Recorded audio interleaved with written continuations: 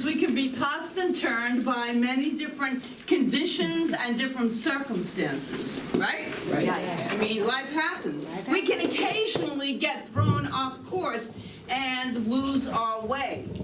Some of us, every once in a while, might feel a little lost. Today's the day to turn inward and to find our way home. And every once in a while, we might forget who we are and whose we are. That we're all children of the divine. That's something for us to always remember, because that's within us. It's not out here. It's in here. Everything's an inside job. Okay, so then you know what I'm talking about. And this month, it's all about returning home. And we are returning home today. We're using different qualities of the divine, following these words by Ernest Holmes, Dr. Ernest Holmes, who wrote Science of Mind. And in his book, Observation, he wrote this: "First at home, in the silence of our own thought, let us heal ourselves of fear, of doubt, of uncertainty. Let our lives be peaceful. Let our lives be whole. Then shall that peace, which is God abiding within us, radiate from us." It's always going to be an inside job.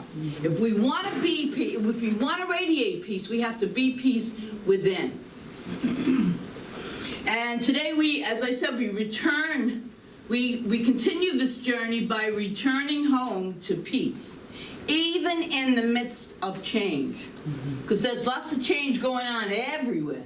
There's change going on at Joyful Gathering Spiritual Center.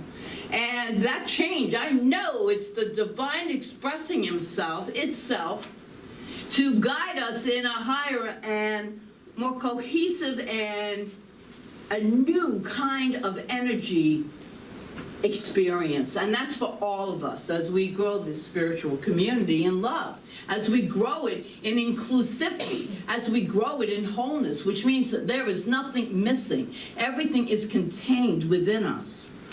So I think I found inner peace myself. My life coach recently told me that to achieve inner peace was to finish the things that I had started. So yesterday I finished a pizza. I finished a carton of Ben & Jerry's ice cream. I finished a box of my favorite thing, chocolate. And I feel so much better now.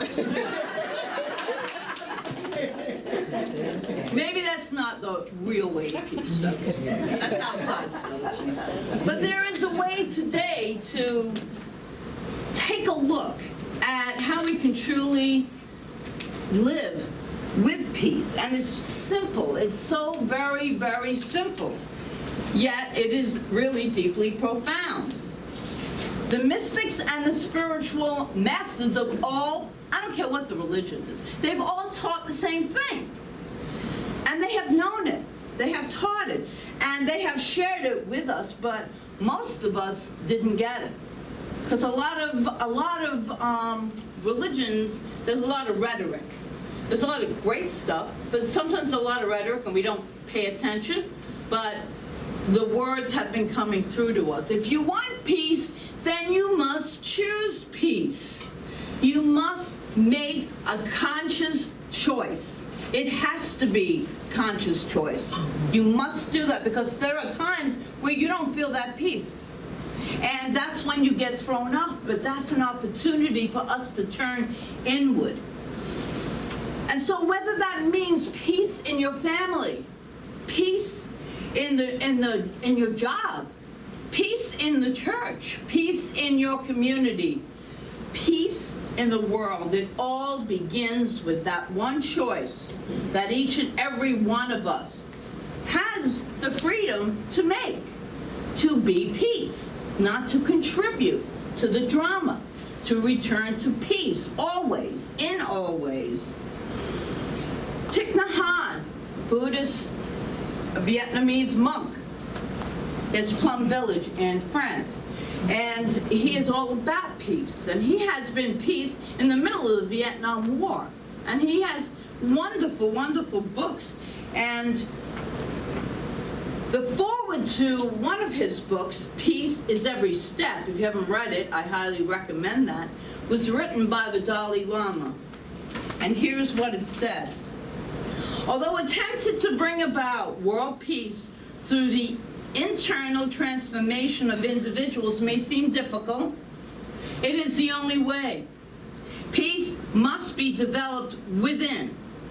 And I believe that love, compassion, and altruism are the fundamental basis for peace. Once these qualities, he wrote, are developed within an individual, he or she is then able to create an atmosphere of peace and harmony. And this atmosphere can be expanded and extended from the individual to his family, from the family to the community, and from the community to the whole world. This man has dedicated his life to traveling and teaching about kindness, loving kindness.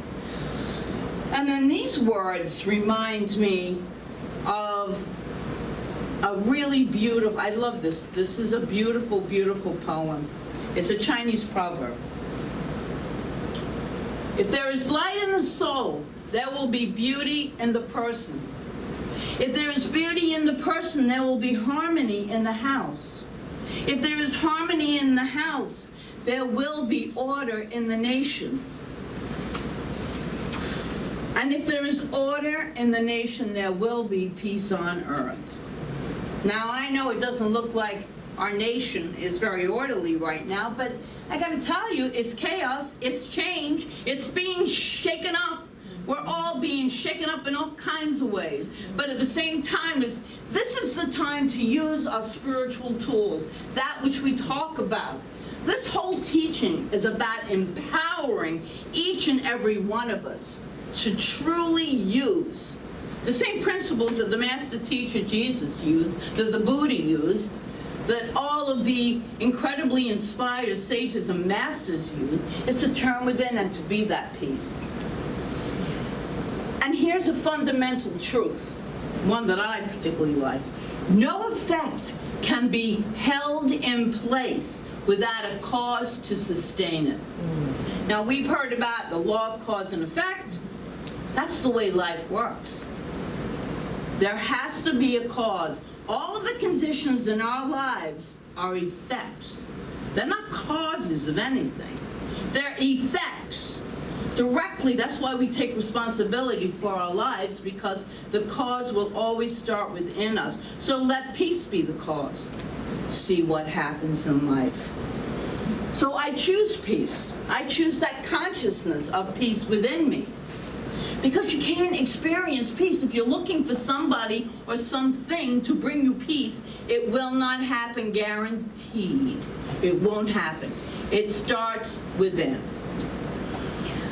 The key then lies in remembering that our power to make peace a reality in the world lies in our ability to consciously choose peace. To choose, I mean, we can get upset for a minute about something, but always return to, wait a minute. That's the effect. Let me go back and choose peace in this situation. Peace, not anger, not frustration and doubt, but peace. So I have 3 ideas that I'd like to share with you this morning that I trust can assist all of us in choosing peace. First one is realize our interbeingness. Second one is to practice mindfulness. Third is be only loving kindness. Right? Even when you're on the phone with Xfinity Comcast. I was so tested this week. I wasn't very kind. But I had to choose peace at some point, right? So I had to bring myself back and say, no, it's not true. Choose peace, choose peace. So let's go to the first one. We get challenged all the time. So a little stupid thing like that. Give me someone in America! Like, you know, We believe in oneness, don't we? Yeah. All right, I'm not going to. The idea of interbeingness comes from Thich Nhat Hanh. It comes from his book. So let me just explain a little bit.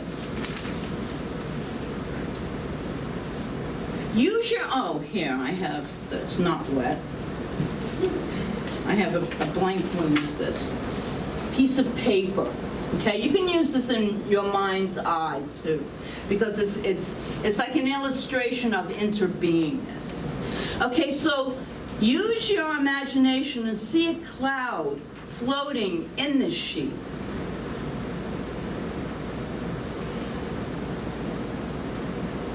Because without that cloud, there would be no piece of paper.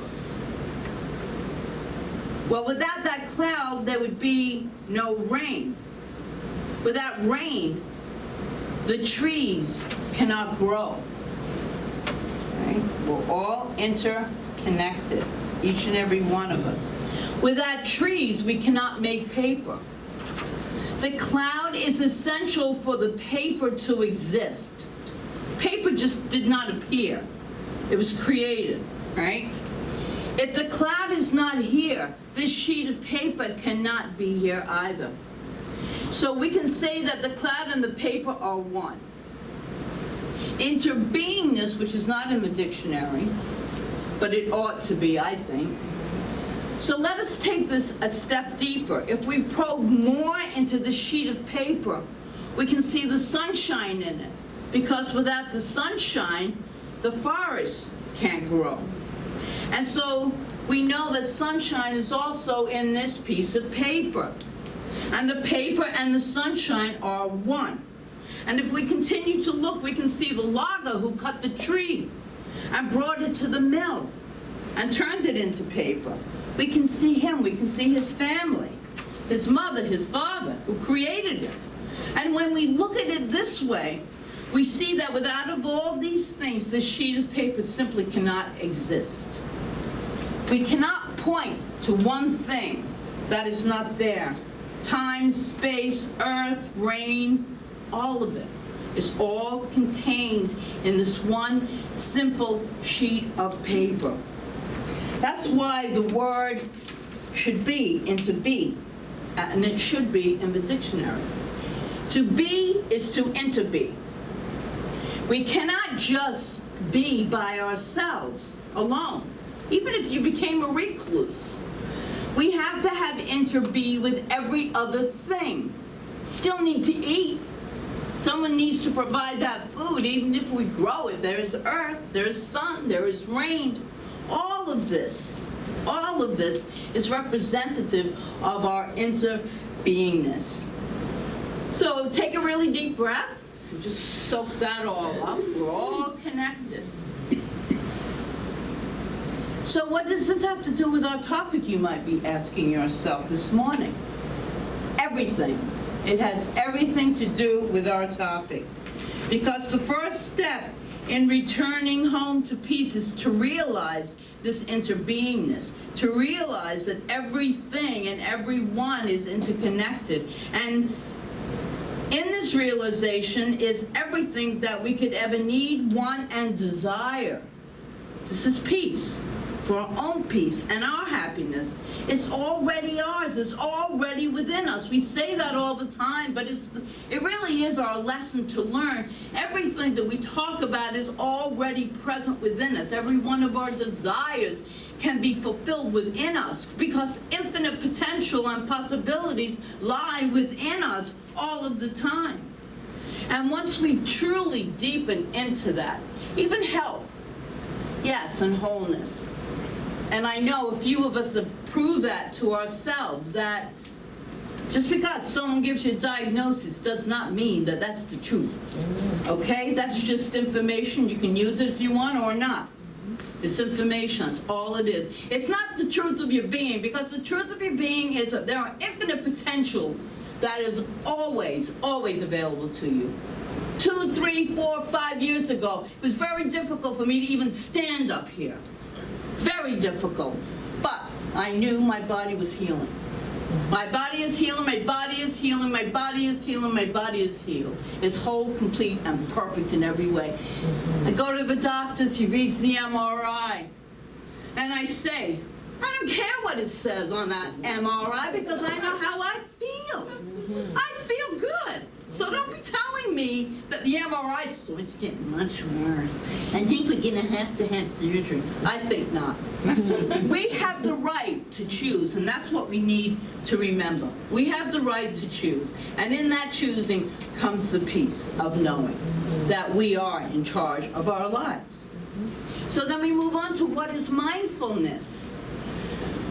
Well, you know what it is. You know this. Being fully, completely present in the now moment. That's what mindfulness is. How often is our peace disrupted because we're regretting the past or worrying about the future? Hello? Am I right? Yeah.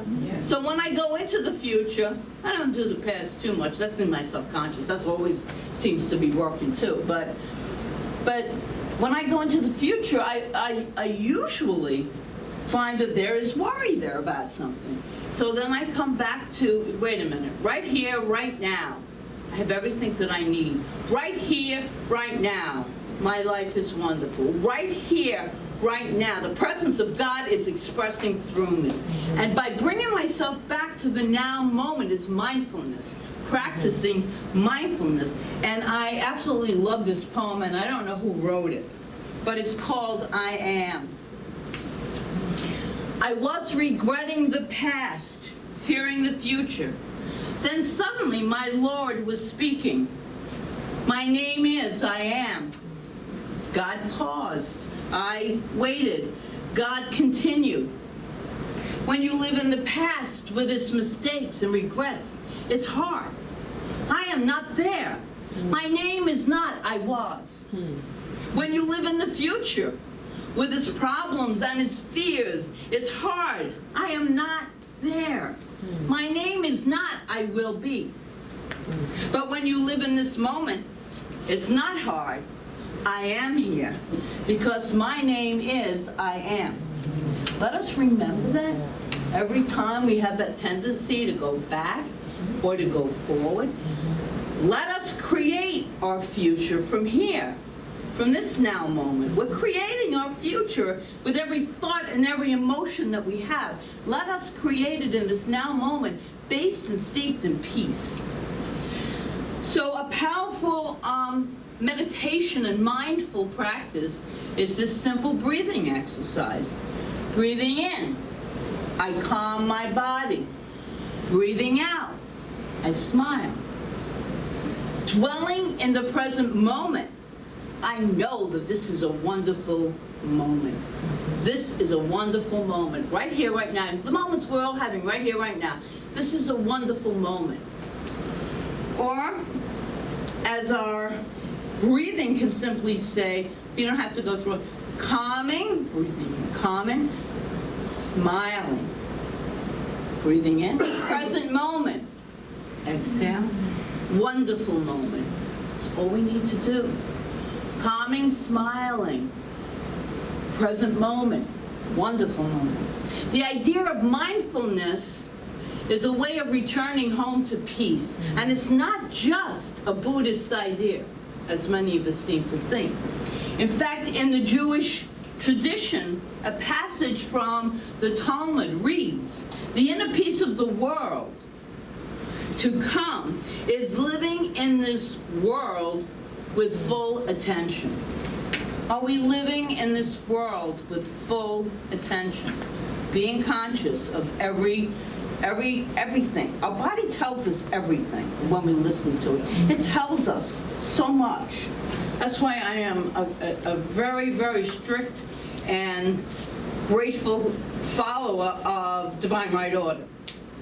Because I think I know the order of life, of every moment of my life. I don't.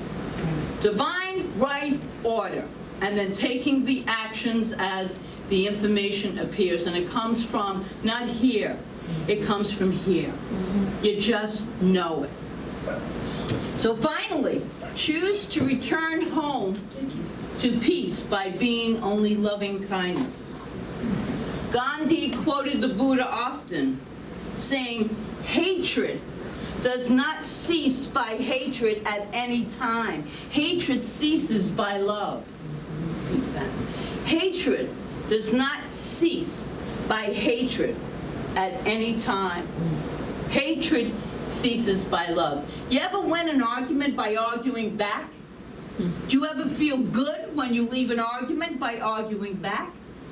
Sometimes it's hard to walk away from something that you're really strongly opinionated about.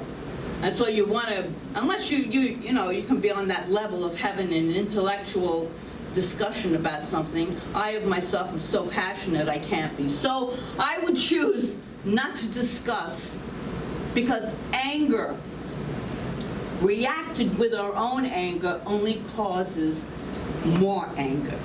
But if I take a breath and just know that the life of God, the love of God, is the truth of my being, I can absorb, I can continue feeling pretty good about myself rather than being angry, which I don't like. I don't like that feeling. Who likes that feeling? Anyone like being angry? Some people might. There are anger addicts. Is there an HA? There should be, right? An AA, no, well, AA is already taken, so it has to be HA. So, hatred addict. They actually call it explosive disorder, and then. Oh God, explosive disorder. Yeah. Yeah. ED. No, well that's, all right, I'm good. So my friends, this is an unalterable law, okay? So how do we return home to peace? Well, we go a long way toward it if we can practice these three aspects that I talked about today. Realizing our interbeingness, knowing that we're all connected, everything is connected, all things, all beings, and everything that is ever needed is within us. Really knowing that. Practice mindfulness. Stay focused on the I am. I am that I am. And be only loving kindness. Having a consciousness of love. So Thich Nhat Hanh offers this meditation I'd like to finish with.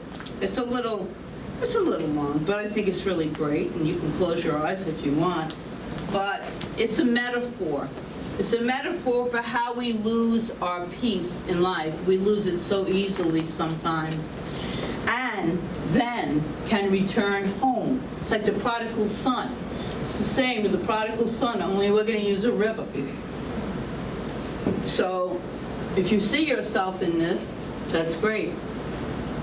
So once upon a time, there was a beautiful river finding her way among the hills, forests, and meadows.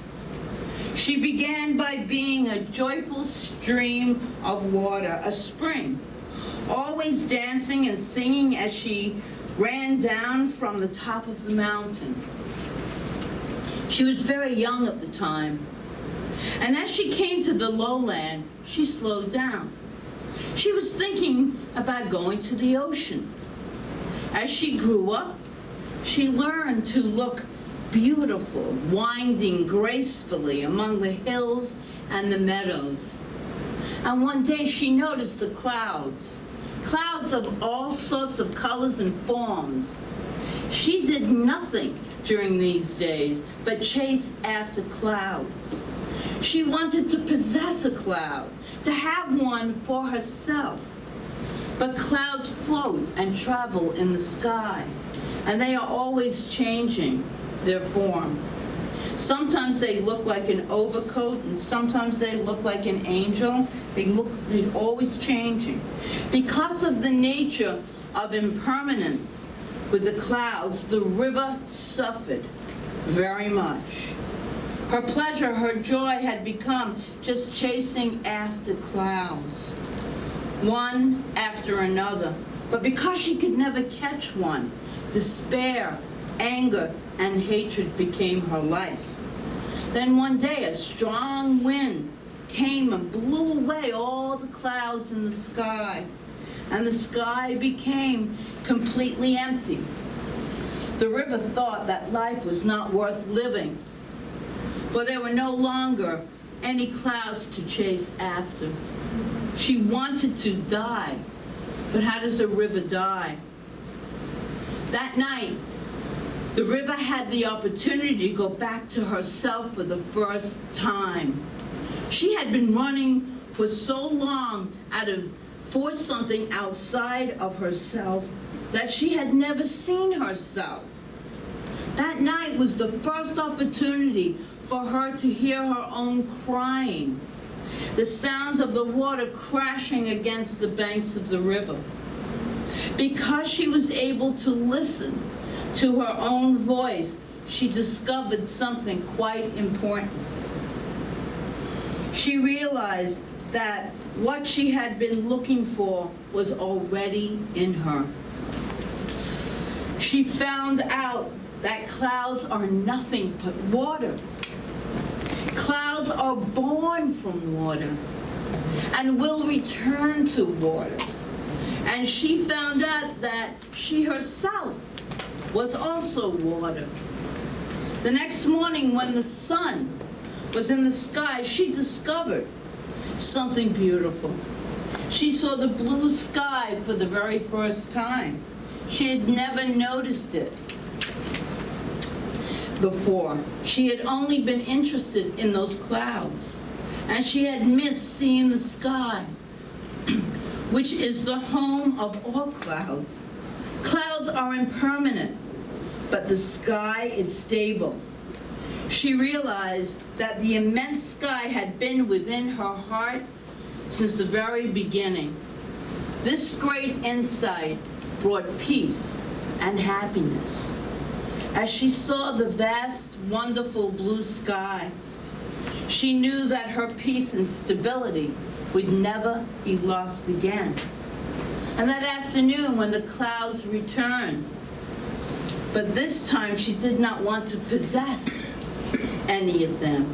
She could see the beauty of each cloud, and she was able to welcome them all. And when a cloud came by, she would greet it with loving kindness.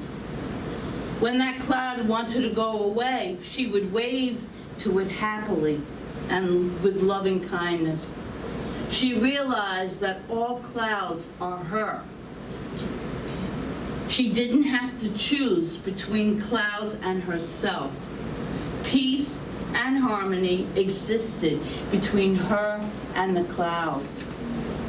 That evening, something wonderful happened. When she opened her heart completely to the evening sky, she received the image of a full moon, beautiful, round, like a jewel within herself. She had never imagined that she could receive such a beautiful image. There is a very beautiful poem that goes with this, very cute, very small. The fresh and beautiful moon is traveling in the utmost empty sky.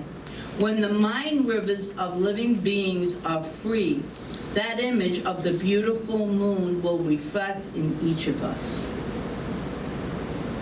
That was the mind of the river at that time.